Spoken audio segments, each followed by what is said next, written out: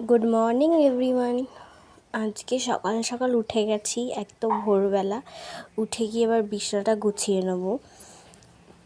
বিছানাটা গোছানোর পর ব্রাশ ট্রাশ করে রেডি হয়ে নেবো, কারণ আমি আজকে একটা জায়গায় ঘুরতে যাচ্ছি। রেডি হয়ে নিয়েছি। আমি সকাল সকাল কোনো কিছু করিনি, জাস্ট সানস্ক্রিনটা মেখেছি। আর এটা আমার আউটফিট, আমি একটা কুর্তি আর একটা লেগিংস পরে যাচ্ছি। বেশি আর মেকআপ করিনি, জাস্ট একটা লিপস্টিক পরেছি। তার মাঝখানে আমি বেরিয়ে ক্লিপ নিতে ভুলে গেছি। একেবারে স্টেশনে গিয়ে ক্লিপ নিচ্ছি। দমদম থেকে ট্রেন ধরে যাব। আমি তো বলতেই ভুলে গেছি আমি কোথায় যাচ্ছি। আমি যাচ্ছি মায়াপুর ঘুরতে যাচ্ছি। এটা আমার দ্বিতীয়বার। আমি ফার্স্টবার গেছিলাম মায়েদের সাথে, আর এইবার যাচ্ছি ভাই বোনদের সাথে। ইসকন মন্দিরের টেম্পলটা দেখা যাচ্ছে, এত ভাল লাগছে না দূর থেকে দেখতে টেম্পলটা।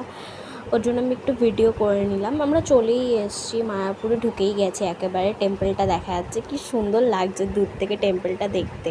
যতই ইসকন মন্দিরের সামনে এগোচ্ছি ততই যেন আরও মনটা ভালো হয়ে যাচ্ছে। আর যেহেতু আমার বয়ফ্রেন্ডের বার্থডের জন্য গেছিলাম, ওর জন্য আরও বেশি ভাল লাগছে জায়গাটা। ইসকন মন্দিরের সামনে একদম চলে এসেছি। এখানে নেমে গদা ভবনের টিকিট কেটে আমরা এবার হোটেলে যাব। ওখানে ক্লিপটা না নেওয়া হয়নি হোটেলে ঢুকে, বাট এখন ফ্রেশ ট্রেশ হয়ে রেডি হয়ে আমরা কিছু ফানি ভিডিও করছিলাম, যেখানে আমরা সবাই আছি একটা রুমে বসে একটুখানি। নন্দিনী ফানি ভিডিও করছিল, ওখানে আমি একটু সাথ দিচ্ছিলাম। আর বার্থডে বয়ের মুখটা এত কিউট লাগছিল লাস্টে। আমরা ফ্রেশ হয়ে মন্দিরের ভেতর থেকে 5 মিনিটের রাস্তা ধরে গোশালায় চলে এসেছিলাম। এইখানে গোমাতাগুলো না একটু অন্য টাইপের, নর্মাল গোমাতাদের মতন না। কি ভালো, মানে ওদের ডাকলে ওরা হাতের কাছে চলে আসে। আর এখানে কিছু মাছ আছে, যে মাছদের খাবার দিচ্ছিলাম। তারপরে আমরা খেতে চলে গেছিলাম গদা ভবনে। ওখানে ক্লিপটা নেওয়া হয়নি।